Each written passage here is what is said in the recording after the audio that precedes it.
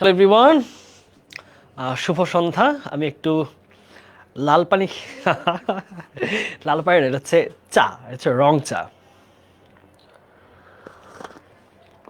আমার চায়ের কালারের সাথে আমার টি শার্ট মিলে গেছে না? নাইস কাপ অফ টি।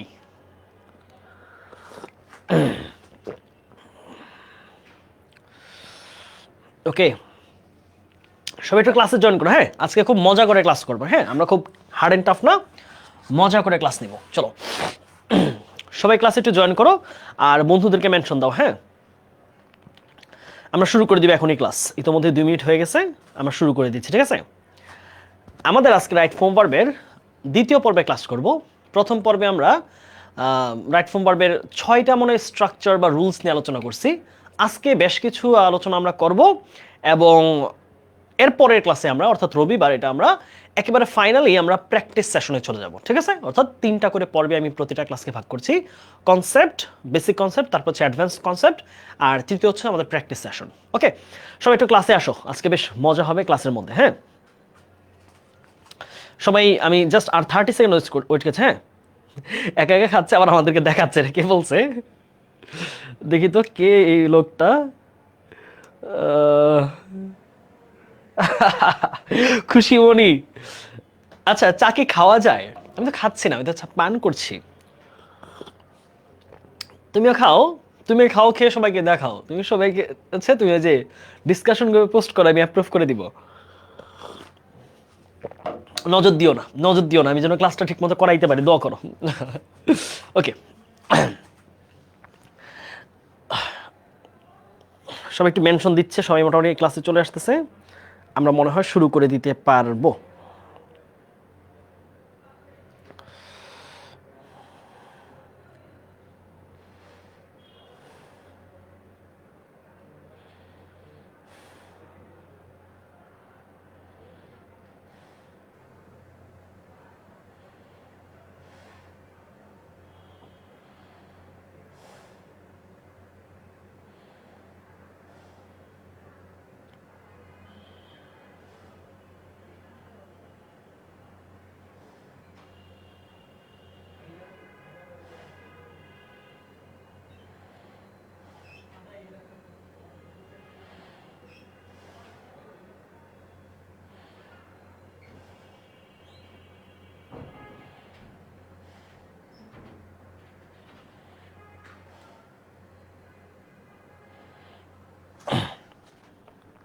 কেমন আছেন ভাই? আমি অনেক বেশি ভালো আছি। তোমাদের কি অবস্থা?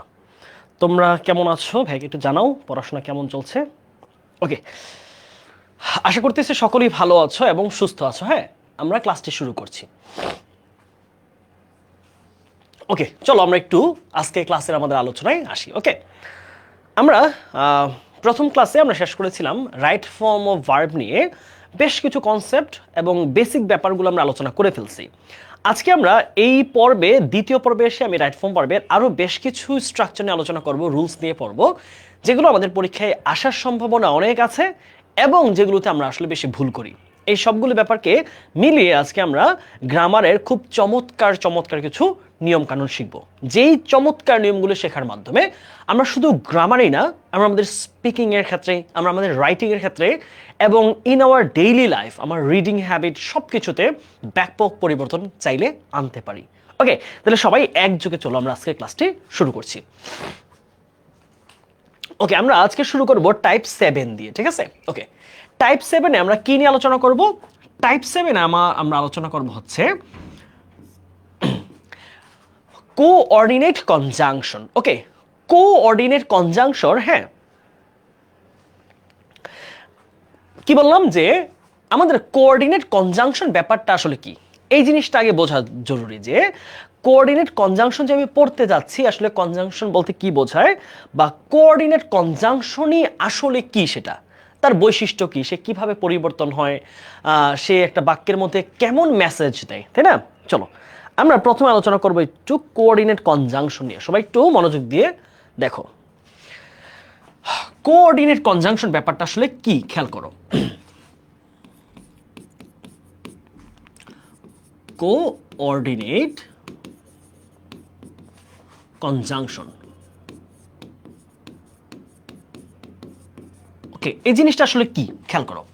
কোঅর্ডিনেট কনজাংশন আসলে একটা যৌগিক বাক্য তৈরি করে, মূলত কি বাক্য তৈরি করে, একটা কম্পাউন্ড সেন্টেন্স তৈরি করতে এই কনজাংশনগুলো ব্যবহৃত হয়। সাধারণত কাকে কাকে বলা হয়, অ্যান্ড, অর, বিকজ। ওকে, সাধারণত দেখো এই তিনটা নোট করো যে সাধারণত এই তিনটা হলো আমাদের কম্পাউন্ড সেন্টেন্স গঠন করার কোঅর্ডিনেট কনজাংশন। সবাই একটু লিখে ফেলো, সাধারণত। হ্যাঁ, এই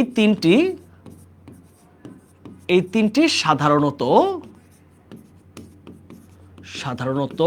কোঅর্ডিনেট কনজাংশন, ঠিক আছে। 2 নাম্বার খেয়াল করো, 2 নাম্বারে যে জিনিসটা পাচ্ছি সেটা হচ্ছে এইসব কনজাংশনের একটা বিশেষ বৈশিষ্ট্য হচ্ছে কোঅর্ডিনেট কনজাংশনের পূর্বের ক্লজ এবং পরের ক্লজের tense most of the cases same থাকবে। বোঝা গেল? অর্থাৎ যদি আমার কোঅর্ডিনেট কনজাংশনের পূর্বে যদি প্রেজেন্ট সিম্পল টেন্স থাকে তাহলে তার পরেরটা কি হবে, প্রেজেন্ট সিম্পল। যদি পূর্বেরটা পাস্ট সিম্পল থাকে তাহলে পরেরটা কি হবে, সেটা পাস্ট সিম্পল। যদি শুরুটা যদি প্রেজেন্ট কন্টিনিউয়াস থাকে ভার্বের সাথে আইএনজি, পরেরটা কি হবে, সেটা ভার্বের সাথে আইএনজি। প্রথমটা যদি ইনফিনিটিভ থাকে মানে 2 প্লাস ভার্বে বেসড ফ্রম, পরেরটা কি হবে, 2 প্লাস ভার্বে বেসড ফ্রম প্যাটার্নেই হবে। তাহলে আমরা কি পাচ্ছি যে এখানে আমরা একটু লিখি যে এ সকল মানে উভয় পাশে কোঅর্ডিনেট কনজাংশনের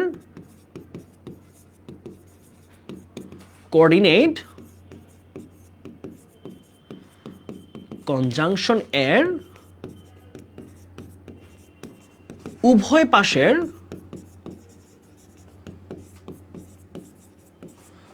ক্লজের ভার্বের গঠন সাধারণত একই রকম হয়। উভয় পাশের ক্লজের ভার্বের গঠন সাধারণত একই রকম হয়।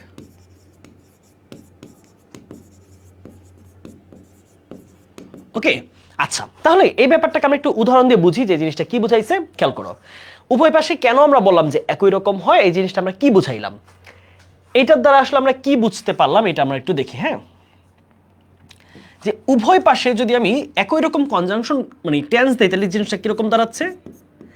যেমন ধরো আমি যদি লিখি যে আমি গতকাল বাজারে গিয়েছিলাম এবং কিছু কয়েকটা শার্ট কিনেছিলাম। ধরো একটা সেন্টেন্স লিখলাম যে I went to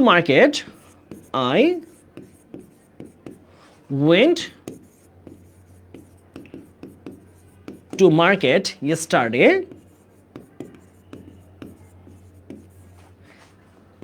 and তাহলে এখন তোমরা বলো তো কোনটা উত্তর হবে, বাই নাকি বট সাম শার্টস। তাহলে একটা সহজ কোয়েশ্চেন একেবারে যে এইখানে যে আমি অপশনটা দিলাম, এখানে যে আমি দুইটা অপশন দিলাম, এর মধ্যে কোন অপশনটা সঠিক বলে মনে হচ্ছে। এই যে বাই বা বট, আমি স্ট্রাকচারের সাথে মিলিয়ে তোমরা একটু চেষ্টা করো উত্তর করার, যে এই দুইটা অপশনের মধ্যে আমরা কোনটাকে সঠিক হিসেবে বিবেচনা করতে পারি। হ্যাঁ, লেখা আরেকটু বড় করলে ভালো হয়। ওকে, আমি আরেকটু বড় করে দিচ্ছি, ঠিক আছে। লেখা বড় করব বাট ফন্ট ইয়ান্ডা বড় না করি। হ্যাঁ, তাহলে দেখা যায় মোটা হয়ে যায় বেশি। তাহলে কোনটা হবে, বট হবে। Good, fine. কোনটা উত্তর হবে, আমার উত্তর সঠিক হবে কোনটা, উত্তর সঠিক হচ্ছে আমাদের বট। কারণ কি এইটা আমাদের কিসে আছে বলতো, এটা আছে আমাদের হচ্ছে V1 আর এইটা কিসে আছে, এটা হচ্ছে V2।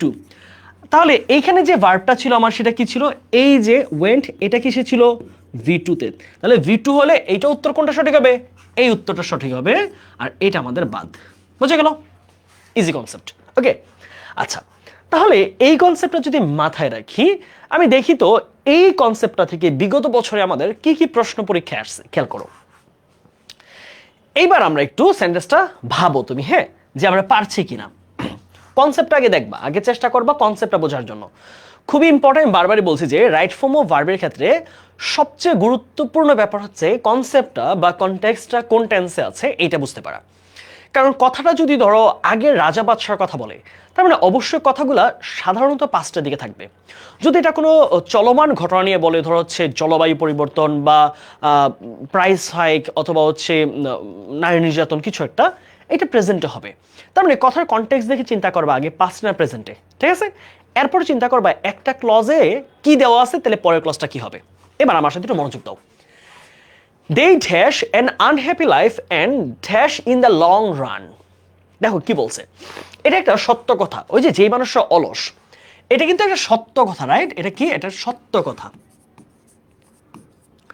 সত্য কথা সবসময় কোন টেন্সে হয় তোমাদের মনে থাকার কথা?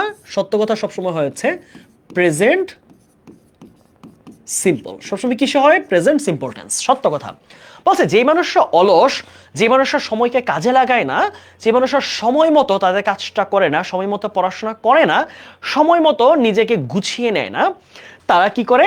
তারা একটা অসুখী জীবন কাটায় এবং তারা ভবিষ্যতে খুব কষ্ট পায়।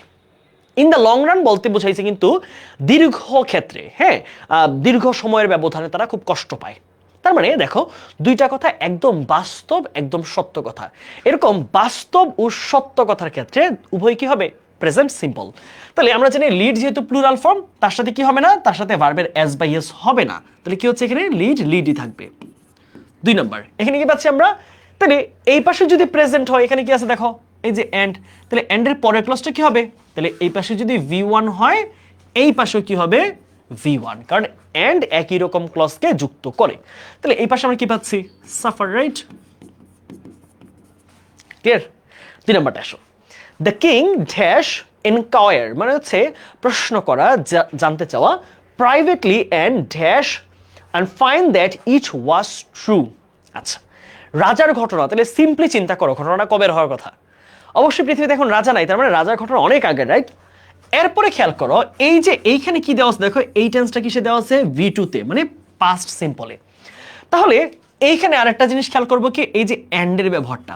তাহলে এন্ডের আগে তুমি যে টেন্সটা দিবা, যেই রকম ফরম্যাট দিবা, এইখানে সেম টেন্স দিবা।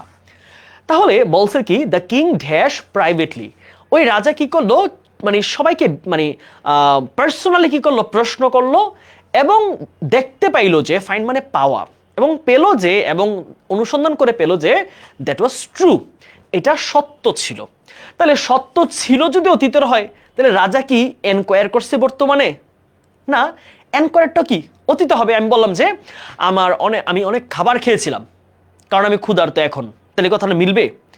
আমি যদি খাবার খেয়েছিলাম হই, তাহলে অতীতেই ক্ষুধার্ত ছিলাম, রাইট? তাহলে আমি যদি এখন ক্ষুধার্ত হই, এখন খাবো, রাইট? তার মানে রাজা যেহেতু দেখলো যে ঘটনাটা সত্য ছিল, তার মানে এনকোয়ারও করেছে আগে পাস্ট সিম্পলে, এবং তিনি খুঁজে পেয়েছে, এইটাও পাস্ট সিম্পলে। তাহলে কি হচ্ছে? এইটাও কি হবে আমাদের? এইটা হবে V2 অতীতের ঘটনা, এইটাও কি হবে? V2। তাহলে এনকোয়ারের V2 কি? এনকোয়ার্ড। আর ফাইন্ডের V2 কি? ফাউন্ড। ঠিক আছে, বুঝছো কিনা বলো তো ভাইকে?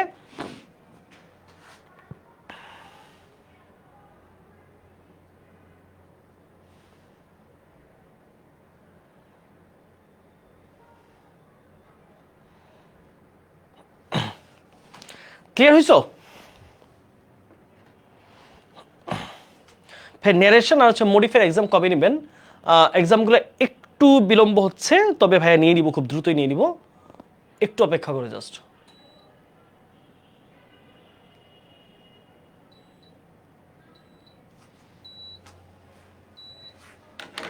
ওকে, এবার একটু আসো। He dash him the man, he give him the man some money and set him free. Okay, তাহলে এখানে সেট কিসে আছে এটা একটু বোঝার চেষ্টা করো। সেটের ক্ষেত্রে আমরা জানি সেট ভার্বটা 3টা সেম হয়। খেয়াল করো, সেট V1 এটা কি? এটাও সেট, আবার V2 এটাও সেট, আবার V3 এটাও কি হয়? এটাও কিন্তু সেটই হয়। তাহলে এখন প্রশ্ন হচ্ছে যে ভাইয়া V3 না হয় হবে না, বুঝলাম, কারণ কি পারফেক্ট হওয়ার জন্য আমাকে এখানে হ্যাভ অথবা হ্যাজ দিতে হবে, রাইট? সেটা নাই, তাহলে আমি V3 বাদ দিলাম।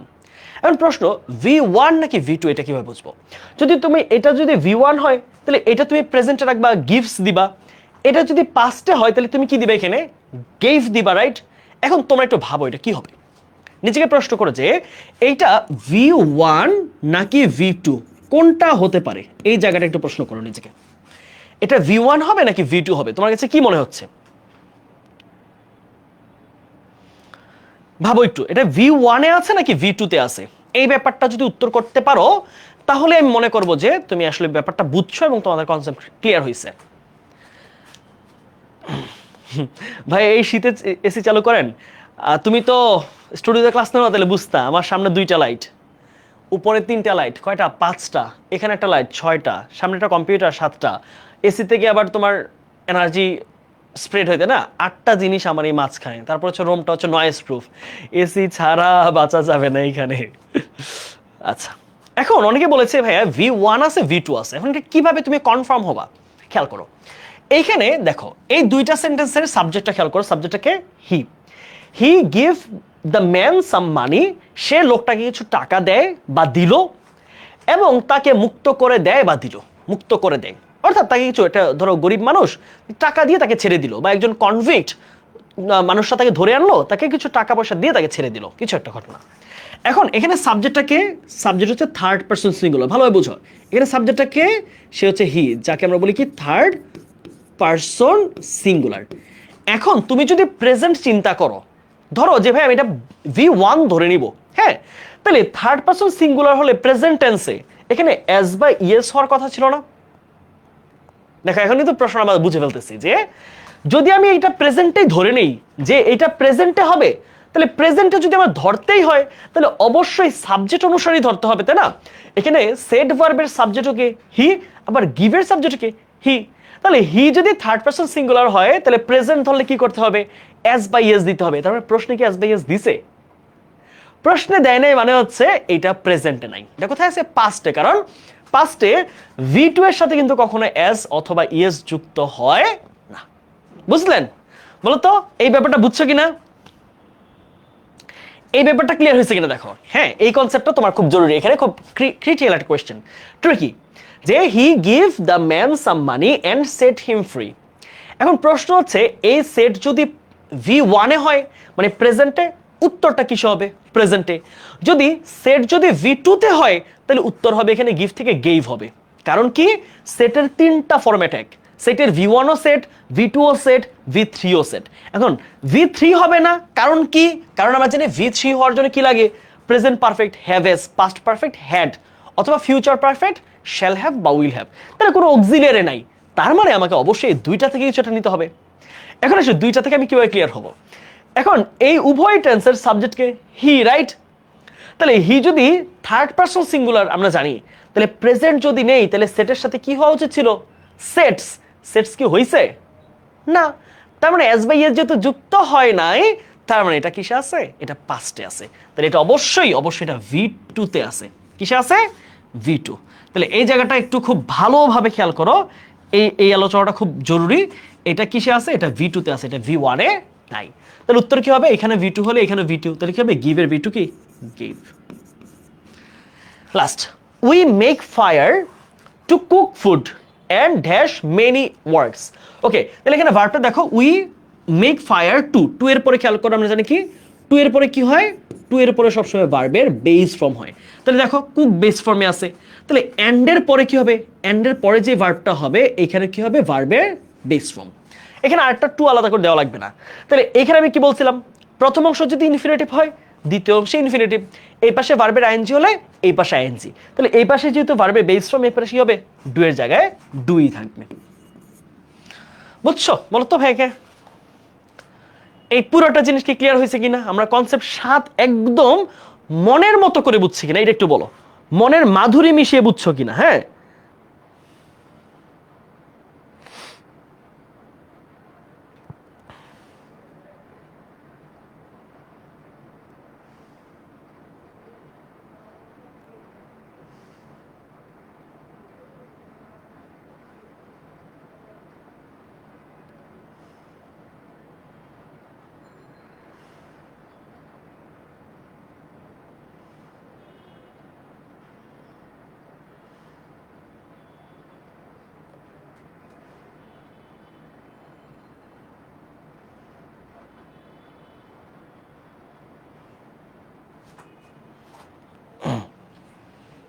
ভাইয়া একদম ক্লিয়ার। ইয়েস, একদম ক্লিয়ার।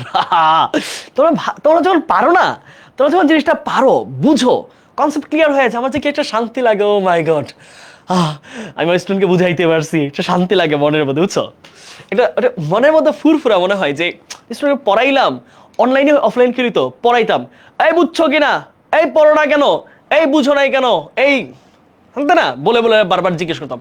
আর এখানে জিজ্ঞেস যখন তোমরা বলো যে ভাইয়া ক্লিয়ার হয়েছে, বুঝছি, crystal clear, oh my god, that gives me a lot of pleasure, a lot of happiness, truly.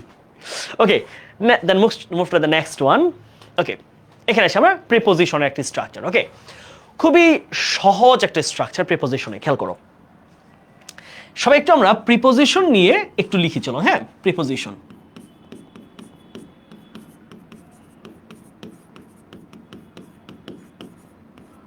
Preposition নিয়ে আমরা আসলে কি পড়বো, কি জানবো প্রিপোজিশনের ব্যাপারগুলোতে।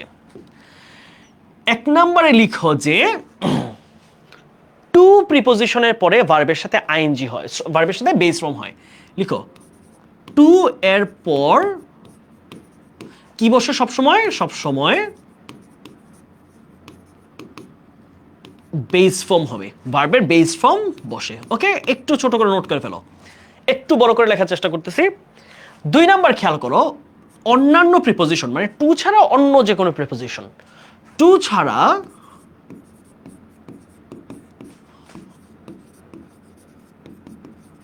অন্যান্য প্রিপোজিশনের পরে কি বসবে?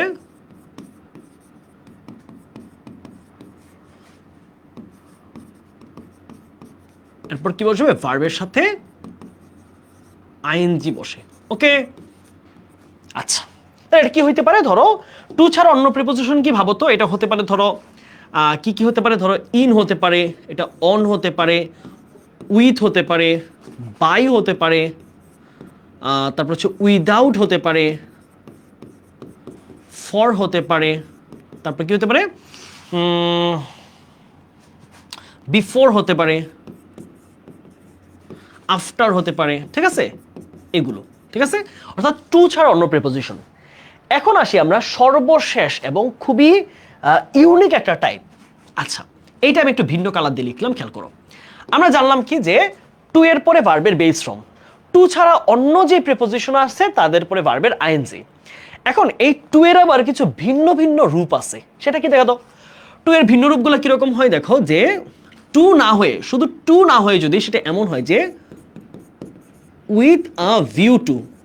ওকে, উইথ আ ভিউ টু হতে পারে। আবার ধরো হতে পারে কি কি হতে পারে? With a view to look forward two,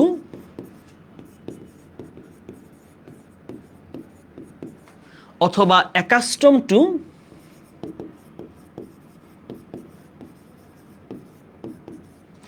অথবা Liu two,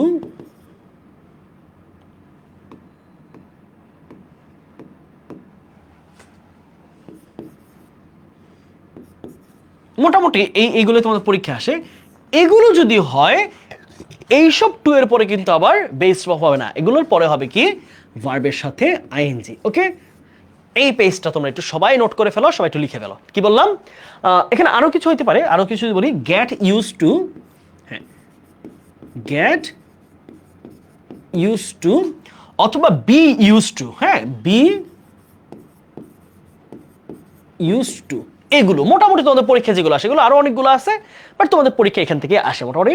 with a view to, look forward to, accustom to, lieu to, get use to, be use to. এগুলোর পরে কি হবে? ভার্বের সাথে বেস ফর্ম না হয় কি হবে? আইএনজি হবে। ওকে, আচ্ছা, এইবার আমরা একটু আসি, একটু এক্সাম্পল দিয়ে জিনিসটাকে আমরা ক্লিয়ার করি। তো চলো আমরা জিনিসটাকে একটু এক্সাম্পল দিয়ে ক্লিয়ার করি। চলো, আমি ধরো যে সেন্টেন্স যদি লিখি যে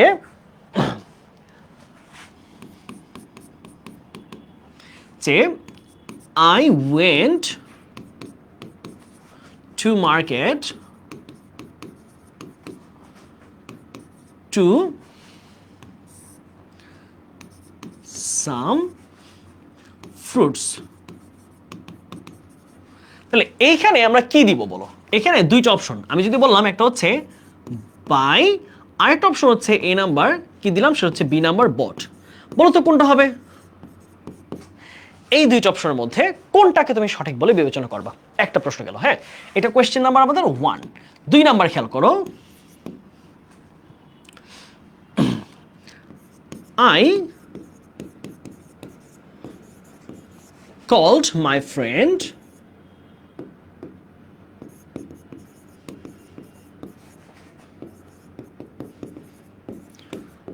with a view to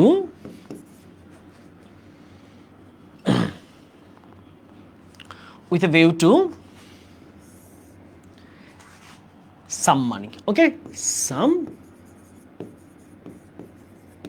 money. তাহলে এইখানে যদি আমি অপশন দিই যে এ নাম্বার হচ্ছে টেক আর বিতে হচ্ছে টেকিং, কোনটা হবে বলো? এই দুইটা প্রশ্ন তোমরা উত্তর করো, দেখি তোমরা পারো কিনা, তোমরা বুঝছো কিনা, তোমরা কনসেপ্টটা ক্লিয়ার হয়েছো কিনা দেখি। হ্যাঁ, এখানে কি লিখলাম? I went to market to buy or bought some fruits. আর এখানে কি দিলাম? I called my friend with a view to take or taking some money. কোনটা হবে?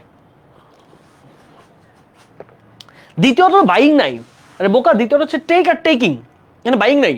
টেক আর হচ্ছে টেকিং, তোমরা বাইং কোনো অপশন আসবে না। টেক আর টেকিং দুইটা থেকে যে কোনো একটা।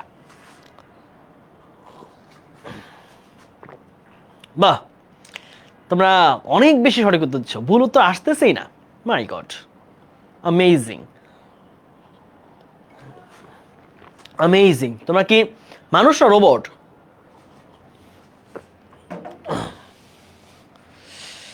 ওকে, একজন বলছে ভাইয়া এগুলো তো পারি, তাহলে কোনগুলো পারো না বলো তো ভাইকে? তুমি যদি সবই পারো ক্লাসের, তুমি বোর্ড কোয়েশ্চেনও পারবা। প্র্যাকটিস সেশন করাবো যেদিন, মানে রবিবারে, সেদিন বুঝতে পারবা যে সবগুলোই সহজ। তাহলে কি হবে? টু এর পরে ভার্বের বেস ফর্ম, তাহলে কোনটা হবে? বাই। আর উইথ এ ভিউ টুর পরে কি হয়? ভার্বের সাথে আইএনজি, তাহলে কি হবে? টেকিং। ওকে, এবার আসি আমরা একটু প্রিভিয়াস প্রশ্নগুলো সলভ করি, তো দেখি আমরা পারি কিনা। আমরা বিগত বছরের প্রশ্নগুলো একটু সলভ করি। এই প্রত্যেকটা প্রশ্ন বিগত বছর পরীক্ষায় আসছে, খেয়াল করো। The drivers are in the habit of, of মানে টু ছাড়া অন্য প্রিপোজিশন, তার মানে কি হবে? এরপরে ভার্বের সাথে আইএনজি, তো কি পাচ্ছি? ভায়োলেট থেকে কি পাবো আমরা? ভায়োলেটিং, ছোট হাতের হবে। তাহলে অফের পরে কি হবে? অবশ্যই অফ, যেহেতু টু ছাড়া অন্য প্রিপোজিশন, তাহলে কি হবে? ভায়োলেটিং। তারপরে আসো, traffic rules must be maintained strictly with a view two. With a view two, এই যে ফ্রেজটা আছে এর পরে কি বসে? অবশ্যই ভার্বের সাথে আইএনজি। উইথ আ ভিউ টুর পরে কি বসে? ভার্বের সাথে আইএনজি, তাহলে কি হবে? কন্ট্রোল না হয় কি হয়ে যাবে? কন্ট্রোলিং। ঠিক আছে, কন্ট্রোলিং। তারপর আসো, ইন স্পাইট অফ, তাহলে এখানে কি আছে দেখো তো? প্রিপোজিশন অফ, তাহলে অবশ্যই কি হবে? ভার্বের আইএনজি ফর্ম, তাহলে কি হবে? বি। বি এর সাথে আইএনজি যুক্ত হলে কি হয়? বিং। বি এর সাথে কি হবে বলো তো? আইএনজি যুক্ত করলে বিং হয়ে যায়। Vehicles pollute air to a great extent, বলেছে এই যে আমাদের যানবাহন, সেগুলো আমাদের বায়ু, মানে কি বলে এটাকে, আমাদের এয়ারকে, বায়ুকে ব্যাপকভাবে দূষিত করে। বাই ড্যাশ ফিউয়েল, কিভাবে? কিভাবে? অর্থাৎ ফিউয়েল বা জ্বালানি পুড়িয়ে। তাহলে এখানে বাই দেওয়া আছে, এবার টু ছাড়া অন্য প্রিপোজিশন, তাহলে কি হবে? ভার্বের সাথে আইএনজি, তাহলে টু হলে ভার্বের বেস ফর্ম, টু ছাড়া অন্য প্রিপোজিশন, ভার্বের আইএনজি। আর যদি এরকম ফ্রেজ থাকে with a view to, look forward to, accustom to, get use to, got use to, be use to, তাহলে কি হবে? তাহলে হচ্ছে ভার্বের সাথে আইএনজি। তাহলে এখানে কি হচ্ছে? আমরা বার্ন না হয়ে অবশ্যই বার্নিং। তারপর আসি, I am extremely sorry for, তাহলে ফর এর পরে কি হবে? ভার্বের সাথে আইএনজি, তাহলে কি হবে? বি থেকে বিং, বি থেকে কি হবে? বিং। শেষ, সহজ, পানির মতো, বুঝছো? তাহলে আমরা তার পরের কনসেপ্টে যাই। কি পাচ্ছি আমরা? আমাদের প্রিপোজিশন শেষ হলো, তার পরে পেজে আসো। টাইপ 9 আমরা আলোচনা করব জিরান্ড অ্যান্ড ইনফিনিটিভ নিয়ে। হ্যাঁ, জিরান্ড ইনফিনিটিভ, আমি একদম এটা ক্রিটিক্যাল আলোচনায় যাব না, যেটা বিসিএস বা আরো বড় ক্লাসের পরীক্ষা দরকার হয়। আমি একদম সহজ ওয়েতে, সহজভাবে তোমাকে কনসেপ্টটা বুঝাই দিব, যে তুমি এইচএসসি প্রশ্নের জন্য তুমি ইজিলি সলভ করতে পারো। ঠিক আছে, দেখো আমি একদম ইজিলি জিনিসটা তোমাকে ক্লিয়ার করে দিব। খেয়াল করো, ইনফিনিটিভ আর হচ্ছে জিরান্ডের অর্থগুলো আসলে কেমন দেয়। আসি আমরা ইনফিনিটিভ আর জিরান্ডের আলোচনা। হ্যাঁ, একে একে আলোচনা করি। প্রথম আসবো হচ্ছে ইনফিনিটিভে। ঠিক আছে, ওকে। ইনফিনিটিভের গঠনটা কিরকম দেখো তো? এটা হচ্ছে টু প্লাস ভার্বের বেস ফর্ম। ওকে, সব একটু এইটুকু নোট করো। ইনফিনিটিভের স্ট্রাকচার কিরকম? টু প্লাস ভার্বের বেস ফর্ম। আচ্ছা, সাধারণত আমরা কখন এটা গঠন করি? 1 নম্বরে খেয়াল করো, বাংলায় অর্থ কেমন দিবে? বাংলা অর্থ কিসের মতো দিবে? বাংলা অর্থ হবে হচ্ছে তে। বাংলা অর্থ তে এর মতো অর্থ দিবে। তের মতো, বাংলা তের মতো অর্থ দিবে। লিখো, বাংলা তের মতো অর্থ দিবে। বাংলায় তে এর মতো অর্থ দিবে। যেমন কি হতে পারে? করতে, যেতে, খেতে, পেতে, রাইট? করতে, যেতে, খেতে, দেখতে ইত্যাদি। ঠিক আছে?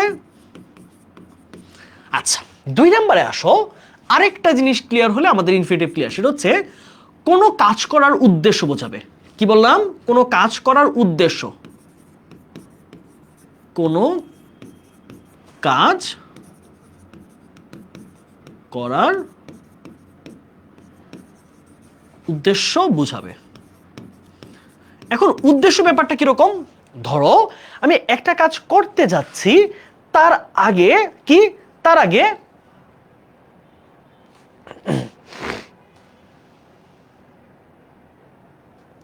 তাহলে তার আগে কি করব আমরা? উদ্দেশ্য বোঝাচ্ছি যে আমি বাজারে যাচ্ছি কেন? ফল কিনতে। তাহলে বাজারে যাওয়ার উদ্দেশ্যটা কি? ফল কিনা। আমরা বললাম যে আমি তার সাথে দেখা করব কিছু টাকা নিতে বা কিছু টাকা ধার নিতে। তাহলে দেখা করাটা একটা উদ্দেশ্য বোঝাইতেছে না? তাহলে এটার উদ্দেশ্যটা কি? আমি তার সাথে দেখা করব, উদ্দেশ্য হইতেছে আমি কিছু টাকা ধার নিব। আমি বাজারে যেতেছি কিছু ফল কিনবো। আমি কি বলা যায়, আমি ব্যাংকে যাচ্ছি কিছু টাকা তুলতে। তার ব্যাংকে যাওয়ার উদ্দেশ্যটা কি? কিছু টাকা তোলা, রাইট? তাহলে এই যে উদ্দেশ্যটা বোঝায়, ওই ক্ষেত্রে কি হবে? ইনফিনিটিভ হবে। তাহলে এক্সাম্পলগুলো একটু খেয়াল করো তো, যে কেমন হইতে পারে সেন্টেন্স এক্সাম্পলগুলো। যে যে I am going to bank, going to ATM booth. Okay, ATM booth dash withdraw. Okay, তাহলে এখানে ভার্বটা কি দেওয়া আছে বলো তো? উইথড্র দেওয়া আছে। সাম মানি। ওকে, কি দেওয়া থাকলো? সাম মানি। তোমার উত্তর করো তো, কি লিখবা? অথবা প্রশ্ন যদি এরকম আসে যে যে ধরো লিখলাম হচ্ছে তানভীর। ওকে, Tanvir Islam is studying hard.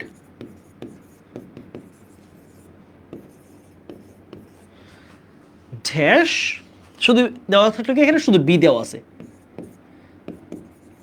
The first in the class, in the mega exam 2। বলো এই দুইটা প্রশ্ন আমরা কিভাবে সলভ করবো? দেখো তো, জাস্ট একটু চিন্তা করো, একদম সহজ কনসেপ্ট। তাহলে এইখানে কি আছে? I am going to ATM booth. তাহলে এই যে এটিএম বুথে যাচ্ছি, এটা একটা কাজ, রাইট? এই যে এটিএম বুথে যাচ্ছি, এর উদ্দেশ্যটা কি? এর উদ্দেশ্য হচ্ছে টাকা উইথড্র করব, এই উদ্দেশ্যে যাচ্ছি আমি। তাহলে কি হবে? টু প্লাস ভার্বে base from withdraw. To withdraw, টাকা তুলতে যাচ্ছি ব্যাংকে, এটা আমার উদ্দেশ্য। 3 number, Tanvir Islam is studying hard.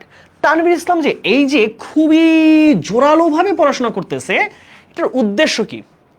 Two be the first in the mega exam 2। সে মেগা এক্সাম 2 এ টপ করার জন্য বা করতে সে ভালোভাবে পড়াশোনা করছে। তাহলে কি হবে? Two B. টু বি তো নিজেই বেস ফর্মে আছে, to be the first in the exam. গেল আমাদের ইনফিনিটিভ আলোচনা। এবার একটু আসো আমরা জিরান্ডে আলোচনা একটু আসি। হ্যাঁ, জিরান্ডে আলোচনা কিরকম খেয়াল করো। জিরান্ডের গঠনটা কেমন খেয়াল করো তো। জিরান্ড হচ্ছে ভার্বের সাথে আইএনজি। ওকে, ভার্বের বেস ফর্মের সাথে আইএনজি। ওকে, জাস্ট লিখে রাখো ভার্বের বেস ফর্মের সাথে আইএনজি। তাহলে প্রশ্ন হচ্ছে আমরা কোন ক্ষেত্রে আমরা জিরান্ডটা ব্যবহার করব? প্রথম হচ্ছে খেয়াল করো যে কোনো কাজের নাম বোঝাতে, কোন একটা কাজের নাম, কোনো কাজের নাম বোঝাতে, কোনো কাজের নাম বোঝাতে। ঠিক আছে? কোনটা অ্যাক্টিভিটি, ধরো যে কোনো একটা অ্যাক্টিভিটি হতে পারে কিরকম দেখো তো, যদি আমি এক্সাম্পল দিই যে টিচ কি একটা ভার্ব, টিচের সাথে যখন আমি আইনজি যুক্ত করতেছি তখন কি দাঁড়াচ্ছে টিচিং, রাইট? তাহলে কি হয়ে যাবে, টিচিং হচ্ছে একটা কাজের নাম, শিক্ষকতা। তাহলে teaching is a noble profession. ওকে,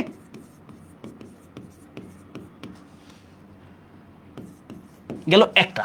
2 নম্বর আসো, আমি যদি বলি যে সাইক্লিং, সাইকেল চালানোটা একটা ভালো অভ্যাস, রাইট? তাহলে কি বলবো, cycling, cycling is a good habit, is a good habit. তাহলে সাইকেল চালানোটা হচ্ছে একটা ভালো অভ্যাস। তাই দেখো সাইকেল থেকে হয়ে গেল কি সাইক্লিং, টিচ থেকে হয়ে গেল কি টিচিং। তার মানে যখন ভার্বের সাথে আইএনজি যুক্ত হইতেছে এটা কি হয়ে যাইতেছে, একটা কাজের নাম। আমি বলি আই উইল টিচ ইউ, আমি তোমাকে পড়াবো, এটা ভার্ব। কিন্তু যদি বলি যে I love teaching, I love teaching, এখানে টিচিং কি হয়ে গেল, শিক্ষকতার কাজটা হয়ে গেল, রাইট? তাহলে কোন একটা কাজের নাম যখন হইতেছে তখন ব্যাপারটা আর কি নাই, ভার্বে নাই, সেটা হয়ে গেল কি একটা জিরান্ড। ওকে, 2 নম্বরে আসো, আমরা আরেকটা জায়গায় আমরা বাংলা অর্থের ক্ষেত্রে চিন্তা করি, সেক্ষেত্রে আমরা জিরান বসাই। কখন বলতো, বাংলায় যদি এরকম অর্থ দেয়, বাংলায় যদি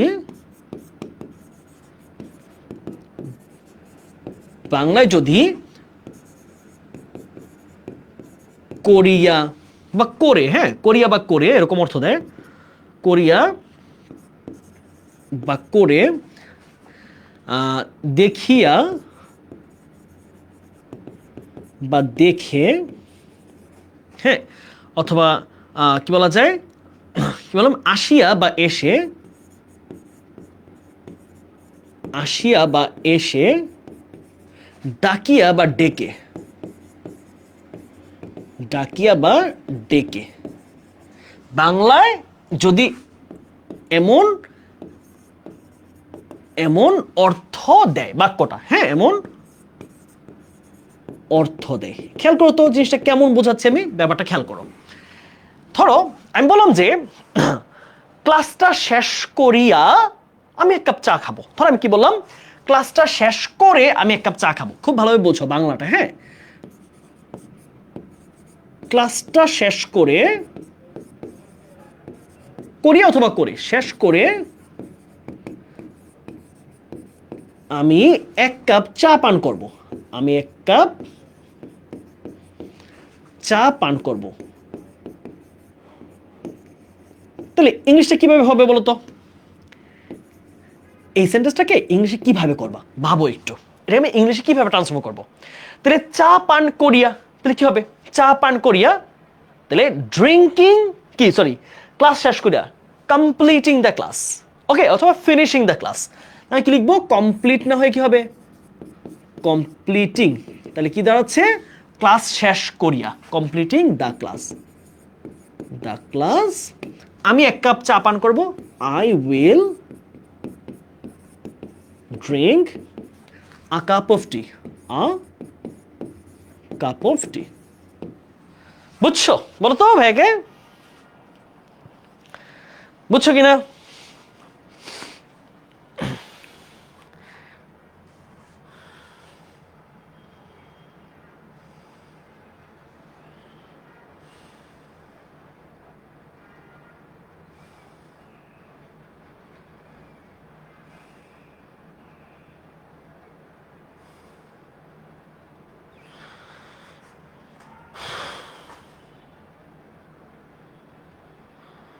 দেখি তোমরা বুঝছো কিনা, নাকি তোমরা পড়া বুঝতেছো না কচু খাইতেছো, দেখি।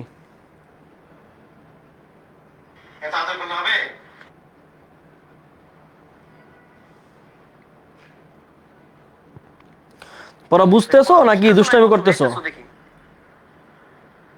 Simple as water, right, simple as water. Okay fine, বুঝতেছো, তার মানে তোমরা বুঝতেছো, তোমরা কচু খাও না, তোমরা বুঝতেছো পড়া। ওকে ঠিক আছে, চলো আমরা এবার একটু প্রবলেমগুলো সলভ করে দেখি আসলে পারি কিনা। অনেক সূত্র বুঝলাম, অনেক নিয়ম শিখলাম, অনেক কিছু শিখলাম, প্রবলেম সলভ করতে পারি না, তাহলে হবে, হবে না। এবার আসুন প্রথম প্রশ্নটায়। ড্যাশ হার সান, তার ছেলেকে ডাকিয়া বা ডেকে, শি টোল্ড হার সান, সে তার ছেলেকে বলল, to give her a glass of water, তার ছেলেকে এক গ্লাস পানি দিতে বলল, অ্যান্ড felt asleep again, এবং সে আবার ঘুমিয়ে পড়লো। কি হবে তোমরা বলো? So to dash a peaceful society, তোমাকে এখানে অলরেডি বলে দেওয়াই আছে টু, তুমি টু দেওয়াই আছে, তুমি চাইলেও এটা জিরান করতে পারবা না। আমরা জানি টু এর পরে কি হয়, টু এর পরে ভার্বের বেস ফর্ম হয়, মানে বেস ফর্ম বলতে টু এর পরে ভার্বের বি, ভার্বের বেস ফর্ম। তাহলে কি হবে বলো?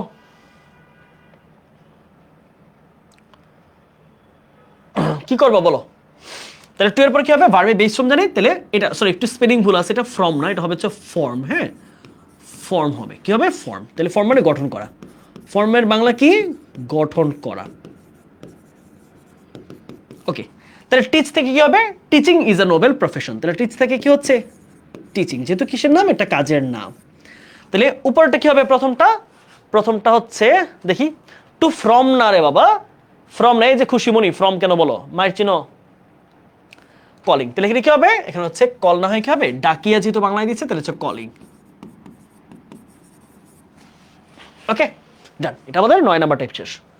চলো আমরা একটু 10 নাম্বার টাইপে কি আসে একটু দেখি। কন্ডিশনাল সেন্টেন্স আমি পড়াইছি, এটা আমি কিন্তু এখন পড়াবো না, কারণ এটা আমি কমপ্লিটিং সেন্টেন্সে অলরেডি ফুল আলোচনা করছি। আমরা এবার প্রবলেমটা সলভ করব, ঠিক আছে? প্রবলেম সলভ করব, যেহেতু আমি কন্ডিশনালে পড়াইছি, যারা করো না এই ক্লাসে একটু করবা। কন্ডিশনালে একটু জাস্ট দেখবা যে ভাইয়া কিন্তু 4 প্রকার কন্ডিশনকে ধরে ধরে এক্সাম্পল দিয়ে বুঝাইছি না বলো তো? কন্ডিশনাল ভাইয়া বুঝাইছি কিনা বলো? কমপ্লিটিং সেন্টেন্সের ক্লাসে ডিটেইলস আলোচনা করছি কিনা বলো? না করলে এক কথা জানো, কন্ডিশনাল সেন্টেন্সের প্রবলেমগুলো ভাইয়া ক্লাসে আলোচনা করছি কিনা ভাইয়াকে জানাও তো, মনে আছে তোমাদের? কমপ্লিটিং সেন্টেন্সে আমি পুরোটা আলোচনা করছি, একদম সকল condition, first condition, second condition, third condition, zero condition, কখন চিরন্তন সত্য হয় কখন হয় না, সবগুলো আলোচনা করছি। সো এইটা আমরা আর বাড়াচ্ছি না, ঠিক আছে? এবার একটু প্রবলেমটা সলভ করে বোঝার চেষ্টা করি, খেয়াল করো। The members of a family remain anxious, একটা পরিবারের সদস্যরা খুব উদ্বিগ্ন থাকে। এখানে কন্ডিশনে কিন্তু আমাদের দুই পার্টে দুইটা ভার্ব, রাইট? তাহলে এই পার্টে খেয়াল করো কি আছে, এই পার্টে কি আছে আমার, ভার্বের কিসে আছে, ভার্বের প্রেজেন্ট ফর্ম V1। তাহলে খেয়াল করো, আমাদের যদি কন্ডিশন পার্টে V1 হয়, মনে রাখবা সবসময় এটা হচ্ছে জিরো কন্ডিশন। এটা কি, এটা হচ্ছে জিরো কন্ডিশন এক্সাম্পল। কি বলতো, জিরো কন্ডিশন। এটা কি উদাহরণ, জিরো কন্ডিশন। কারণ কি, আমরা জানি ইফ যুক্ত ক্লজে এবং হচ্ছে আমাদের মানে ইফ যুক্ত ক্লজ ছাড়া যেটা আছে উভয় পাশে মানে ভার্বের প্রেজেন্ট ফর্ম হয় কখন, যখন হচ্ছে জিরো কন্ডিশন। তার মানে এই পাশে যদি V1 থাকে অবশ্যই তুমি এই পাশে V1ই করবা, এছাড়া কিচ্ছু করা যাবে না। দেখো ইফ যুক্ত ক্লজে প্রেজেন্ট ফর্ম থাকে আমরা জানি, বাট কন্ডিশন না, কনসিকোয়েন্স পার্টে V1 থাকে, এটা শুধুমাত্র একটা ক্লজেই পসিবল, জিরো কন্ডিশন। কনসিকোয়েন্স বা রেজাল্ট অংশে দ্বিতীয় ক্লজের মধ্যে থাকে, এটা হচ্ছে শুধুমাত্র জিরো কন্ডিশন। তাহলে এই পাশে কি হবে, প্রেজেন্ট হবে। তাহলে কি বলতেছে দেখো, সত্য কথা যে the members of A family remain anxious, একটা পরিবারের সদস্যরা খুব উদ্বিগ্ন থাকে, খুবই চিন্তায় থাকে, ওয়েন সামওয়ান, এটা কিন্তু থার্ড পারসন সিঙ্গুলার, খেয়াল রাখবা। সামওয়ানটা কি, এটা হচ্ছে আমাদের থার্ড পারসন সিঙ্গুলার। কি বলতো, থার্ড পারসন সিঙ্গুলার। তাহলে অবশ্যই এখানে কি হবে, এখানে ভার্বের সাথে এস অথবা ইএস যুক্ত হবে, রাইট? তাহলে কি হবে, ট্রাভেল না হয়ে কি হবে, এস বাই এস যুক্ত হয়ে ট্রাভেলস হবে। ভার্বের প্রেজেন্ট ফর্ম কি হবে, ট্রাভেলস। কি পাচ্ছি আমরা, ট্রাভেলস। ওকে, গেল আমাদের এক নম্বর উত্তর, ট্রাভেলস। ওকে, দুই আসো, if all the children of Bangladesh, যদি বাংলাদেশের, এটা দুই ভাবে হইতে পারে, যেহেতু তোমার কন্ডিশন পার্টও ফাঁকা আছে, তোমার ইফেক্ট পার্টও ফাঁকা আছে, তাহলে তুমি দুই ভাবে করতে পারো। বলছে যে তুমি দুইভাবে চিন্তা করো যে if all the children of Bangladesh dash to school, যদি বাংলাদেশের সব শিক্ষার্থীরা স্কুলে যায়, present, the country dash get rid of the curse of illiteracy, তাহলে দেশটা নিরক্ষরতার অভিশাপ থেকে মুক্ত হবে। দেখো এটা কি হইতে পারে, এটা কিন্তু আমাদের ফার্স্ট কন্ডিশনও হইতে পারে, আবার এটা কিন্তু চাইলে সেকেন্ড কন্ডিশন হইতে পারে। কি, সেকেন্ড কন্ডিশন। তাহলে সেকেন্ড কন্ডিশনে জানি কি, যদি ফার্স্ট কন্ডিশন হয় এপাশে প্রেজেন্ট ফর্ম, এপাশে ফিউচার। সেকেন্ড কন্ডিশন হলে এপাশে কি হবে, ওয়্যার হবে। হ্যাঁ, ওয়্যার না হয় কি হবে, পাস্ট হবে, ওয়েন্ট হবে। এপাশে কি হবে, এপাশে উড হবে। ঠিক আছে, তাহলে আমরা দুইভাবে করে দেখাচ্ছি, খেয়াল করো যে প্রথমটা উত্তর কি হইতে পারে, এক নম্বরে যদি আমরা প্রেজেন্ট ধরি তাহলে কি হবে, অল চিলড্রেন মানে প্লুরাল, তাহলে কি হবে, গো। তাহলে এইটা যদি হয়, আমরা যদি ফার্স্ট কন্ডিশন ধরি, এখানে কি হবে, ফিউচার, তাহলে উইল গেট, উইল গেট। এছাড়া যে ভাই এটা যদি আরেকভাবে করি তখন কি দাঁড়াবে, তখন এইটা পাস্ট হবে, এটা উইলের জায়গায় উড হবে, তখন কি হবে গোয়ের জায়গায় ওয়েন্ট, অথবা উইলের জায়গায় কি হবে উড, উড গেট। হ্যাঁ, তোমরা এই জায়গাটা একটু যদি না বুঝো অবশ্যই তোমরা কন্ডিশনের পার্টটা ক্লাস করবা, ঠিক আছে, অবশ্যই। তাহলে আমরা যদি এই পাশটা প্রেজেন্ট করি তাহলে অর্থ কি দাঁড়াচ্ছে যে বাংলাদেশের সকল শিশুরা যদি স্কুলে যায় তাহলে দেশটা নিরক্ষরতার অভিশাপ থেকে মুক্ত হবে। আরেকটা বাংলা হচ্ছে যদি বাংলাদেশের সকল শিক্ষার্থীরা স্কুলে যেত তাহলে বাংলাদেশটা পুরা নিরক্ষরতার অভিশাপ থেকে মুক্ত হতো। বুঝলেন, বুঝছো কিনা বলো ব্যাপারটা? হ্যাঁ, এই হচ্ছে ব্যাপার। তাহলে ওয়েন্টার হচ্ছে, এখানে আসো, idol brain is Devil's workshop, অলস মস্তিষ্ক শয়তানের কারখানা। If we dash our time in idleness, সত্য কথা, কথাটা দেখেই বোঝার কথা, যদি আমরা আমাদের সময়কে অলসতায় নষ্ট করি, all source of evil thoughts will, দেখো উইল প্লাস ভার্বের বেস ফর্ম, উইল প্লাস ভার্বের বেস ফর্ম, এটা কোন টেন্সে, এটা কোন কন্ডিশন, অবশ্যই এটা ফার্স্ট কন্ডিশন। ফার্স্ট কন্ডিশন সূত্র কি, এই পাশটা কি হবে, এই পাশটা অবশ্যই V1 এ হবে, প্রেজেন্ট ফর্মে। তাহলে উই এর সাথে কিন্তু V1 এস বাই এস যুক্ত হয় না, তাহলে যা আছে তাই লিখে দাও, ইফ উই ওয়েস্ট, আমরা যদি সময় অপচয় করি, if we waste our time in idleness, all sorts of evil thoughts will crowd in our brain, আমরা যদি অলসতায় সময় কাটাই তাহলে সকল ধরনের খারাপ জিনিসগুলো আমাদের ব্রেইনে এসে জমা হবে। ওকে, আমরা আসি একটু ইন্ট্রোডাক্টরি দেয়ারের স্ট্রাকচার। হ্যাঁ, দেয়ার আসলে কেমন করে কাজ করে খেয়াল করো, দেয়ারের ব্যাপারটা কেমন।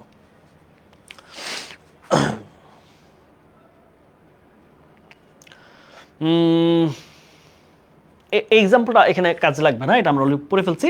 এই দুইটা এক্সাম্পল আমরা একটু দেখে চলো। আমরা দেয়ারকে নিয়ে একটু আলোচনা করি যে কোন কোন জায়গায় দেয়ারটা হতে পারে, খেয়াল করো।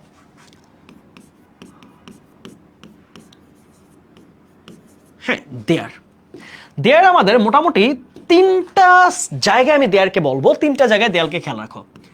এক নম্বর হচ্ছে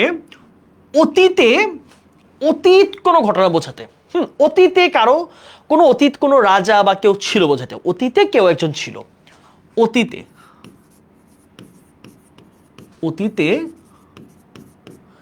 কেউ ছিল এমন অর্থ দিতে।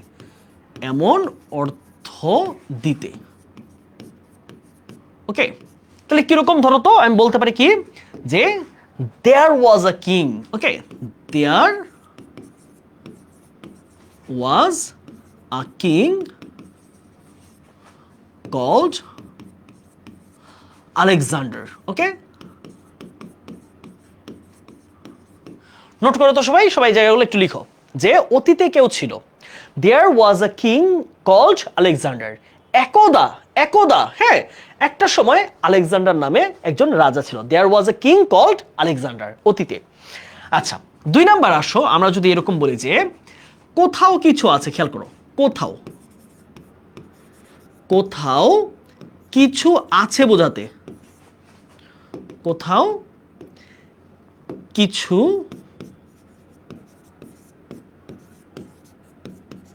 আছে বোঝাতে,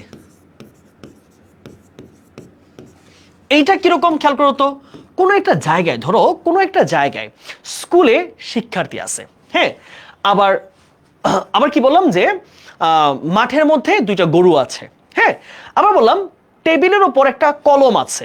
আমার কথা বুঝতে পারতেছো? টু এর পরে মাঝে মাঝে আইএনজি হয় কেন? কারণ হচ্ছে টু যখন শুধু টু হয় এটা একটা প্রিপোজিশন, বা যখন with a view to use করি, লুক ফরওয়ার্ড টু ইউজ করি, তখন এটার প্রিপোজিশন থাকে না, এটা হয়ে যায় একটা ফ্রেজ। সাধারণত ফ্রেজের পরে আইএনজি যুক্ত হয়, বুঝছো? উইথ আ ভিউ টু যখন বলতেছি এটার প্রিপোজিশন নাই, তখন হয়ে গেছে এটা পুরোটা মিলে একটা ফ্রেজ, বুঝছো? With a view to, accustom to, get use to, be use to, এরা প্রত্যেকে প্রিপোজিশনের কাজ করে না, এরা কাজ করে হচ্ছে একটা ফ্রেজের কাজ। সো ফ্রেজের পরে আসলে ভার্বের বেস ফর্ম হয় না, হয় হচ্ছে আইএনজি, সেই কারণে এটা হয়, ঠিক আছে? সহজে মনে রাখার জন্য বললাম। তাই বললাম পুকুরে মাছ আছে, আমার মনের মধ্যে অনেক কি বললাম অনুভূতি আছে, সহানুভূতি আছে, সততা আছে। আচ্ছা, তাহলে এই ধরনের কোথাও কিছু থাকা বোঝাতে কি হবে, আমাদের দেয়ার, যেমন বললাম যে there is a little water in the glass, in the glass, কি গ্লাসের মধ্যে কিছুটা পানি আছে। তা বললাম যে there are many fishes, okay, there are many fish না, পুকুরে মাছ কেন থাকবে, পুকুরে থাকবে হচ্ছে জলপরিস, there are many জলপরিস in the pond, ওকে।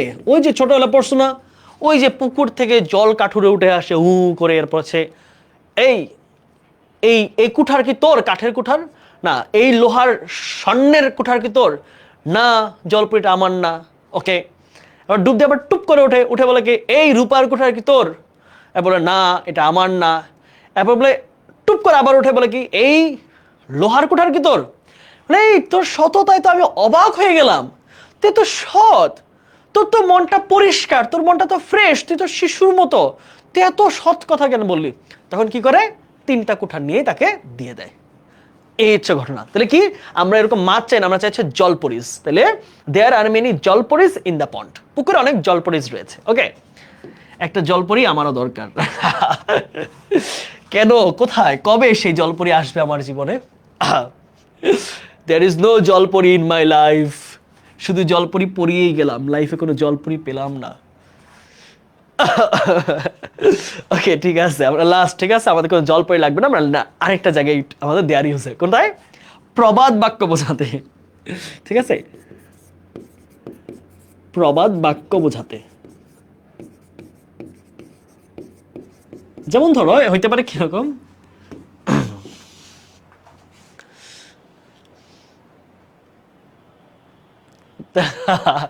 ভাইয়ের লাইফে জলপরি নাই, একটা জলপরি হলে কি হবে, দরকার লট অফ জলপরিস। ওকে ঠিক আছে, আমরা পড়ায় আসি, আমরা জলপরি আলোচনায় পরে আসবো। ওকে, প্রবাদ বাক্য বোঝাতে কিরকম হয়, যেমন ধরো if there is a will, এরকম প্রশ্ন তোমরা, if there is a will, যদি ইচ্ছা থাকে তাহলে কি হয়, there is a way, there is a way, okay. এইরকম ক্ষেত্রে আমাদের বসতে পারে, ঠিক আছে। আমাদের মোটামুটি আলোচনা শেষ, এবার আমরা একটু প্রবলেমগুলো সলভ করিতে চলো। তাহলে কি পাচ্ছি খেয়াল করো, যে দেয়ার, এখন তুমি প্রেজেন্ট লিখবা না পাস্ট লিখবা না ফিউচার লিখবা, তুমি বুঝে লিখবা। There shouts and rush of the passengers and the coolies, okay. তাহলে বলছে একজন ব্যক্তি ধরো হচ্ছে একটা ট্রেন স্টেশনে আছে, তাহলে কি বললো যে দেয়ার, তাহলে শাউটস এন্ড রাশ, খেয়াল করো এই দুইটা মিলে কি হয়, এক আর এক, তাহলে মিলে কি হয় 2টা, তার মানে অবশ্যই প্লুরাল ভার্ব বসাইবা। তাহলে বি মানে কি অ্যাম ইজ আর ওয়াজ আর, যদি প্রেজেন্টে ধরি, কনটেক্সটটা যদি প্রেজেন্টে হয় তাহলে কি হবে দেয়ার আর, যদি কনটেক্সটটা অতীতকালের দেওয়া থাকতো গল্পের সময় তাহলে কি হবে, উত্তরটা ওয়ার হবে। আমি তো জানি না কনটেক্সটটা প্রেজেন্টে না পাস্টে, তাহলে আমি 2টাই দিলাম। তারপর আসো, there dash many persons in the society and they have, okay, এটা আমি উত্তর করতে পারবো। মেনি পারসনস কি, অবশ্যই এটা কিসে আছে, প্লুরাল, তার মানে অবশ্যই তুমি বি ভার্বে জায়গায় কি নেবা, আর অথবা ওয়ার, প্রেজেন্ট অথবা পাস্ট। এখন এইটা বোঝার জন্য কিন্তু আমাদের একটা দেখো দেওয়া আছে অলরেডি, কারণ কি দেই হ্যাভ, হ্যাভ কিসে আছে V1-এ, তার মানে প্রেজেন্টে আছে, তাহলে উত্তর হবে কি প্রেজেন্টে are. There are many persons in the society, আমাদের সমাজে এমন অনেক মানুষ আছে, and they have the same right that one expect from one society, আমাদের সমাজে এমন অনেক মানুষ আছে এবং প্রত্যেকেই সেই অধিকারগুলো চায়, মানে অন্যকে দেওয়া উচিত বা প্রত্যেকের সমান অধিকার থাকা উচিত যেমনটা একজন চায়, বুঝছো? ওকে, আমরা চলে আসি আমাদের তারপরের টাইপে, হোয়াইল, ওকে। খুবই সহজ, এটা দুনিয়ার সবচেয়ে সহজ টাইপ, সবচেয়ে সহজ, খেয়াল করো হোয়াইলের স্ট্রাকচারটা কি হবে, একটু জাস্ট মনোযোগ দাও, তোমাকে আমি ক্লিয়ার করে দিচ্ছি, এটা তোমাদের পড়াইছি ওর আগে। হোয়াইলের স্ট্রাকচারটা হচ্ছে 1 নাম্বার, খেয়াল করো, হোয়াইলের পর সরাসরি যদি ভার্ব আসে তাহলে ভার্বের আইএনজি লিখে ফেলো, হোয়াইলের পর কোনো মাঝখানে নাউন প্রোনাউন ছাড়া সরাসরি যদি ভার্বটা আসে তাহলে সরাসরি ভার্বের আইএনজি বসাই দিবা। আর 2 নাম্বার, যদি হোয়াইলের পরে সরাসরি ভার্ব না আসে, সাবজেক্ট আসে মাঝখানে, তাহলে কি হবে হোয়াইল প্লাস সাবজেক্ট, তখন পাস্ট কন্টিনিউয়াস, অর্থাৎ সাবজেক্ট অনুযায়ী ওয়াজ অথবা ওয়ার তারপরে ভার্বের আইএনজি। ওকে, সবাই জিনিসটা নোট করো, আমি তোমাকে এক্সাম্পল দিয়ে ব্যাপারটা ক্লিয়ার করতেছি, খেয়াল করো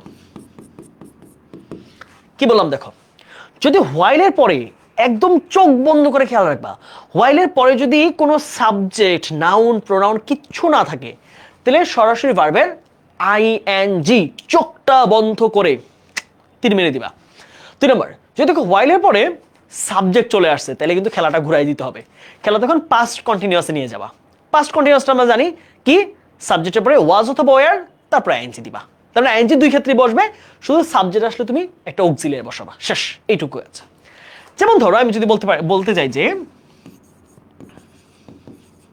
হোয়াইল, আমি এখানে ভার্বটা দিলাম, হ্যাঁ তোমরা সলভ করো। ইটিং লাঞ্চ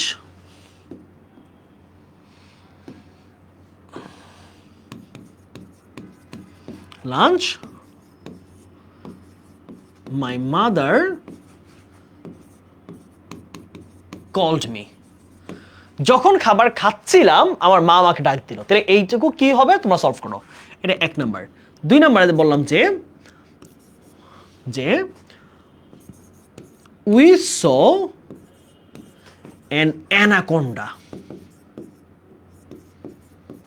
আমরা একটা অ্যানাকোন্ডা সাপ দেখলাম। while we dash, ভার্ব হচ্ছে visit the zoo, আমরা যখন জাদুঘর ঘুরছিলাম, জাদুঘর না সরি, আমরা যখন চিড়িয়াখানা ঘুরছিলাম। তাহলে কি হবে উত্তর তোমরা বলো, তোমরা নিজেরা বলতে পারবে আশা করি, আমি জানি এটুকু তোমরা বুঝছো। while eat lunch my mother called me, যখন খাবার খাচ্ছিলাম দুপুরের খাবার মা ডাক দিয়েছিল। we saw an anaconda, আমরা একটা অ্যানাকোন্ডা সাপ দিয়েছিলাম while we visit the zoo, আমরা যখন চিড়িয়াখানা ভ্রমণ করছিলাম। ভাইয়া যেগুলো কঠিন সেগুলো বেশি পড়ান, মানে এর বাইরে তো নাই, তোমার সবই তো পড়াতে হবে, তাই না? সহজ কঠিন বলে তো কোনো পড়া হয় না, পারলে সবই সহজ, না পারলে সবই কঠিন, বুঝছো সঞ্জিত আক্তার? তুমি কঠিন বলতে কি বোঝাচ্ছ বলো তো ভাইকে?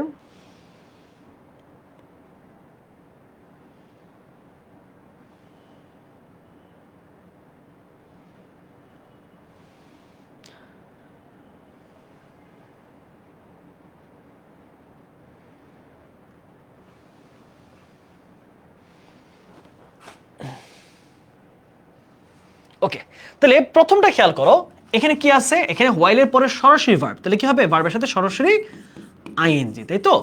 2 নাম্বার কি হচ্ছে, we saw an anaconda while, তাহলে উই যেহেতু আছে তারপরে পাস্ট কন্টিনিউয়াস, তাহলে কি হবে উই ওয়্যার ভিজিটিং, শেষ। ওকে, আমাদের মনে আর একটা বা দুইটা কনসেপ্ট আছে, তাহলে আমাদের সব শেষ। আর কটা, 1টা 2টা 3টা আছে, শেষ। 3টা হইলে আমাদের পুরো আলোচনা শেষ। চলো আমরা এইবার একটু আসি ভিন্ন আলোচনায়। হ্যাঁ, আমরা এবার একটু দ্রুত সহজে শেষ করব। চলো সবাই একটু মনোযোগ দিয়ে খেয়াল করো, আমরা এখানে নতুন নতুন কিছু টার্ম আনছি। Would you mind, worth, can not help, it is no use, it is no good, mind, এই শব্দগুলো সবাই নোট করো।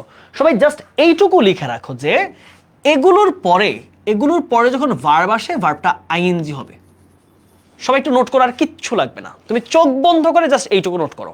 কি বললাম?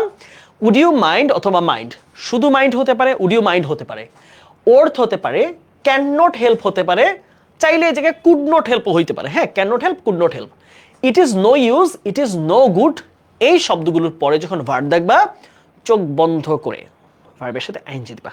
ঠিক আছে? বুঝছো? সহজ জিনিস, একদম কনসেপ্ট সহজ, তাই আমি এটা নিয়ে আর বিশেষ আলোচনায় গেলাম না। তো দেখো, উড ইউ মাইন্ড, তাহলে কি হবে ভার্বের সাথে চোখ বন্ধ করে আইএনজি হবে। তারপরে প্যারেন্টস নেভার মাইন্ড, এই যে মাইন্ড শব্দটা আছে তাহলে কি হবে, তাহলে অবশ্যই ভার্বের সাথে আইএনজি হবে। তাহলে কি পাচ্ছি, রিসিভ থেকে রিসিভিং। তারপরে এখানে কি পাচ্ছি আমরা, টেক থেকে কি হবে টেকিং, শেষ। এগুলো সহজ, এগুলো পানির মতো সহজ জিনিস। এগুলো কিসের মতো জিনিস বলতো? পানির মতো সহজ জিনিস, শেষ। আমাদের 14 আর 15 দুইটা স্ট্রাকচার বাকি আছে, শেষ। ওকে, এবার আসেন আমরা it is time, it is high time, wish, fancy, এগুলোর পরে আসলে কি হয় খেয়াল করো। সাধারণত আমরা উইশ আর ফ্যান্সির ক্ষেত্রে নিয়মটা আলাদা, আমরা একটু সবাইকে করে দেখাচ্ছি। দেখো সবাই একটু লিখো, ইট ইজ টাইম বা it is high time. It is time, অথবা যদি হাই টাইম থাকে, হ্যাঁ হাই টাইম। এগুলোর পরে আমাদের দুইটা প্যাটার্ন মাথায় রাখতে হবে। দুইটা প্যাটার্ন কি বলতো? দ্বিতীয় ক্লাসটা দুই ভাবে হতে পারে। একটা হচ্ছে সরাসরি সাবজেক্ট প্লাস V2, সাবজেক্ট থাকলে V2 হবে, আর সাবজেক্ট না থাকলে 2 প্লাস ভার্বের বেস ফর্ম হবে। সবাই একটু লিখো তো, সবাই এই জায়গাটা সবাই একটু নোট করো।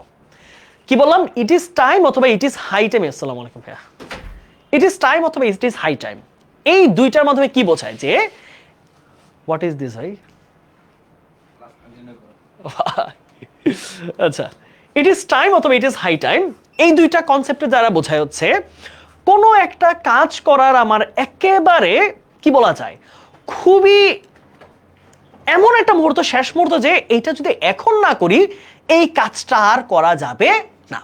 এই সব কনসেপ্টের ক্ষেত্রে আমরা ইউজ করি কি it is high time or it is time. তো মোস্ট অফ দ্য কেসেস তোমাদের প্রশ্ন আসবে হচ্ছে ইট ইজ হাই টাইম থেকে, ঠিক আছে? It is high time. এবং তোমাদের পরীক্ষায় এইচএসসিতে প্রশ্নটার ক্ষেত্রে বিশেষ করে তোমাদের এইটা পরীক্ষা আসবে বেশি, এবং high time. It is time দিয়ে প্রশ্ন আসে না বললেই চলে, it is high time. Okay, তাহলে কনসেপ্ট কি দুইটা, ইট ইজ টাইম অথবা ইট ইজ হাই টাইমের পরে যদি সাবজেক্টটা দেওয়া থাকে তুমি অবশ্যই ভার্বের পাস্ট ফর্মটা বসাবো। ওকে, আচ্ছা, তাহলে আমরা যদি এক্সাম্পল দেখি, খেয়াল করো তো কেমন হতে পারে। যে it is high time, it is high time we, আমাদের বললাম যে আমাদের দুর্নীতি বন্ধ করার এটাই উপযুক্ত সময়, তাহলে ইট ইজ হাই টাইম। এখন তোমাকে উই সাবজেক্ট দেওয়ার পরে অপশন দিল কি কন্ট্রোল, রাইট? Control corruption. তাহলে বলো কি হবে answer? It is high time we control corruption. এই প্রশ্ন উত্তর কি হবে বলো? এটা একটা কোয়েশ্চেন দিলাম। এখন ধরো আমি এখানে উই সাবজেক্টটা না দিয়ে দিলাম এরকম যে ইট ইজ টাইম, সাবজেক্ট নাই, ঠিক আছে? কি বলা যায়, reduce, okay, by stop, stop air pollution. এখন এই দুইটা প্রশ্নের মধ্যে যদি আমি একটু কম্পারেটিভ অ্যানালাইসিস করি, তাহলে দেখো কম্পারেটিভ অ্যানালাইসিস করলে কি দাঁড়াচ্ছে, এইটার ক্ষেত্রে কিন্তু আমার অপশন একটাই থাকে, কারণ যেহেতু আমাকে সাবজেক্ট অলরেডি দিয়ে দেওয়া আছে, তাহলে আমি চাইলেও কিন্তু 2 এর অপশনে যাইতে পারতেছি না, তাই না? কিন্তু দ্বিতীয়টাতে যেহেতু আমার 2ও দেওয়া নাই, সাবজেক্টও দেয় নাই, তাহলে চাইলে আমি 2 এর অপশনে অ্যান্সার করতে পারবো, চাইলে আমি সাবজেক্টের অপশনেও অ্যান্সারটা করতে পারবো। তাহলে এখানে কি হবে, কন্ট্রোলের জায়গায় অ্যান্সার কি হচ্ছে কন্ট্রোলড, যেহেতু সাবজেক্ট দেওয়া আছে। 2 নম্বরে আসো, এইটার ক্ষেত্রে আমাদের অ্যান্সারটা ভিন্ন হবে। তুমি চাইলে এটার অ্যান্সারটা এভাবে নিতে পারো যে টু স্টপ, অথবা যদি সাবজেক্ট এটা নিজের মতো অ্যাড করো চাইলে করতে পারবা যে it is high time we stopped. তুমি যদি এখানে একটা সাবজেক্ট ইউজ করে যে উই দিলা, তখন কি হবে, স্টপ না হয়ে স্টপড। বুঝলা? এই হচ্ছে ব্যাপার। যদি আমাদের সাবজেক্ট দেওয়া থাকে তাহলে হাতে একটাই অপশন, তোমাকে V2 ইউজ করতে হবে। যদি তোমাকে সাবজেক্ট দেওয়া না থাকে, you can use both of the options. Okay, তাহলে তুমি এই জায়গার মধ্যে V2 ইউজ করতে পারবা, আবার ইনফিনিটিভও চাইলে ইউজ করতে পারবা। ওকে, এইবার আমরা একটু আসি, এই জায়গায় আমরা একটু দেখি এবার একটু অ্যান্সার কি হবে। It is high time we control the rapid growth of population. জনসংখ্যার যে দ্রুত গতি সেটা আমাদের কন্ট্রোল করা, নিয়ন্ত্রণ করা এখন উপযুক্ত সময়। তার মানে এখানে যেহেতু সাবজেক্ট দেওয়া আছে, তাহলে I have only one option, right? এই ক্ষেত্রে খেয়াল করি it is high time we check air pollution. আমাদের যে বায়ু দূষণ চেক করার বা থামানোর, বন্ধ করার এটাই উপযুক্ত সময়। তাহলে উভয় ক্ষেত্রে যেহেতু আমাদের, আমি বলেইছি তোমাদেরকে সাবজেক্টটা দেওয়া থাকে মোস্ট অফ দ্য কেসেস, কারণ এগুলো হচ্ছে বোর্ড কোয়েশ্চেন থেকে নেওয়া হয়েছে। তাহলে আমার অপশন কি থাকলো হাতে, V2। এখানে কি বাকি থাকলো, V2। তাহলে কন্ট্রোল থেকে কি হবে, কন্ট্রোলড। এখানে কি হচ্ছে, আমার চেক থেকে চেকড। আমার হাতে অন্য কোনো অপশন কিন্তু নাই। বুঝে গেল? শেষ। ওকে, আমাদের লাস্ট আর একটা টাইপ হলে আমাদের মোটামুটি সবকিছু কমপ্লিট এই টপিকের। লাস্ট টাইপে আমরা একটু আসি। হ্যাঁ, প্রেজেন্ট পার্টিসিপল। এটা খুব কম পরীক্ষায় আসে প্রশ্নে, তারপর আমরা আসলে স্কিপ করে যাওয়ার সুযোগ নাই। আসো এই প্রশ্নটা একটু দেখি কি বলছে, যে present participle fishing boats dash in the বা প্লাই ইন দ্য বে of Bengal and surfing waves add to the vibrant colours of Kuakata. Call her son, she told her son to give a glass of water and fell asleep again. এটা ওকে, এটা আমরা এর আগেও দেখেছি যে আমরা জিরান্ড দিয়ে চাইলে উত্তর দিতে পারি, রাইট? আচ্ছা, এখানে same fishing boats present participle মনে রাখো, প্রেজেন্ট পার্টিসিপল মানে হচ্ছে ইট ইজ দেখতে মোটামুটি জিরান্ডের মতোই, এটা কি ভার্বের সাথে আইএনজি অর্থ। প্রেজেন্ট পার্টিসিপল অর্থটা কি ভার্বের সাথে আইএনজি অর্থই দেয়। তাহলে এই ক্ষেত্রে বলা হয়েছে যে বঙ্গোপসাগরে ভাসমান। আচ্ছা, এখন একটু আলোচনা আমাদের প্রয়োজন। এই প্রশ্নটা তোমরা একটু এই প্রশ্ন একটু ক্রস দিয়ে রাখো, এটা অলরেডি আমাদের অন্য একটা স্ট্রাকচারে পড়াইছি। দেখো আমরা প্রেজেন্ট পার্টিসিপল আর জিরান্ডের মধ্যে পার্থক্যটা কোন জায়গায়, একটা বেসিক পার্থক্য দেখো। প্রেজেন্ট পার্টিসিপল আমরা কখন ইউজ করব?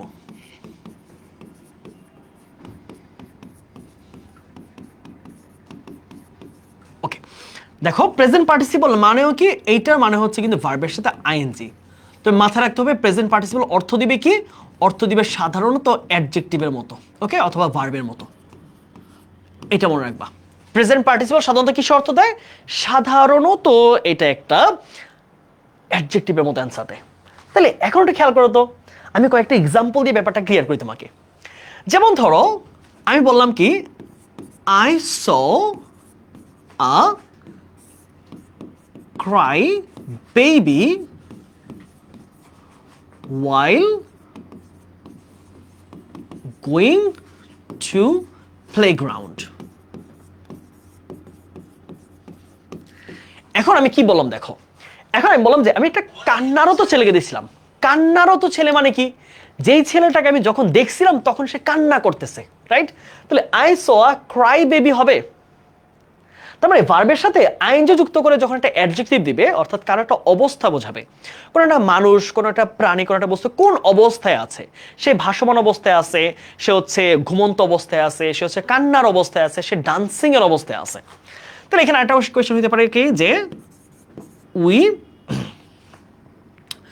সো আ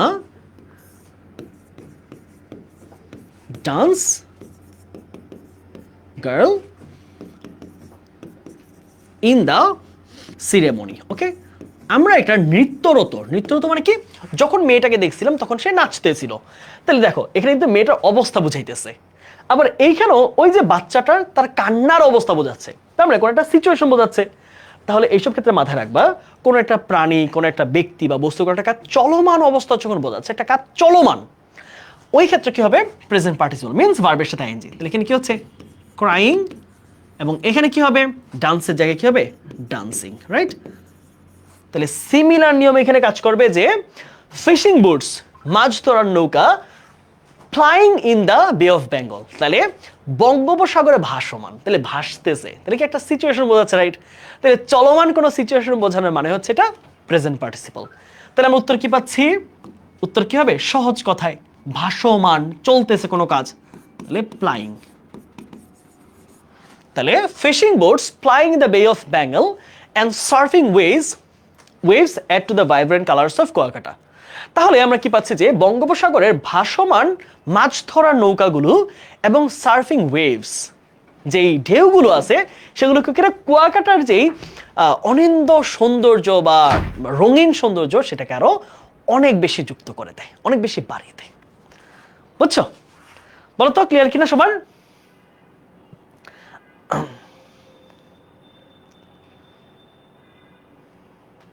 বলতো এখন, বলতো ক্লিয়ার হয়েছে কিনা সবকিছু?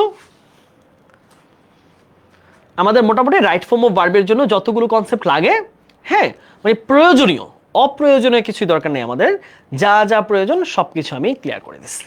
ঠিক আছে, আমরা আগামী ক্লাসে মিন্স সানডে আমরা তো প্র্যাকটিস করব। আমি মোটামুটি 8 থেকে 10টা প্রশ্ন রাখবো, সেগুলো ধরে ধরে সলভ করাই দিব, বুঝাই দিব কেমনে সলভ করে, এবং রবিবার রাতে কিন্তু তোমাদের প্র্যাকটিস শিট আপলোড হয়ে যাবে। সো ওইটাও যদি সলভ করো, প্র্যাকটিস শিট সলভ করো, ক্লাস করো, কনসেপ্ট দেখো, আর কিচ্ছু লাগবে না, সত্যি কথা। শুধু তুমি টেস্ট পরীক্ষার প্রশ্নগুলো একটু জাস্ট যাচাই করবা। ক্লিয়ার? ওকে, তাহলে আমরা একটা ছোট্ট ছবি মনে রাখতে পারি, রাইট? আমরা একটা ছবি রাখতে পারি। আমি সৌন্দর্য করতেছি, তোমার ছবি রাখবা, ঠিক আছে? তোমার ছবি পোস্ট করো না কেন, এটা খুবই খারাপ জিনিস, এটা খুবই ইনজাস্টিস। তো কষ্ট করে পরে একটা ছবি পোস্ট করতে তোমার তো কষ্ট লাগে।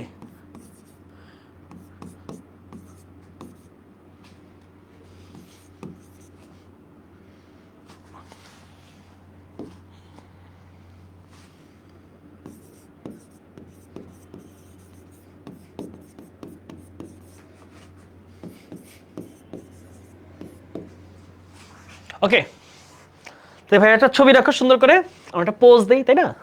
পোজ দিয়ে নায়ক নায়ক ভাব, যদি কোনো জল পরিস চলে আসে।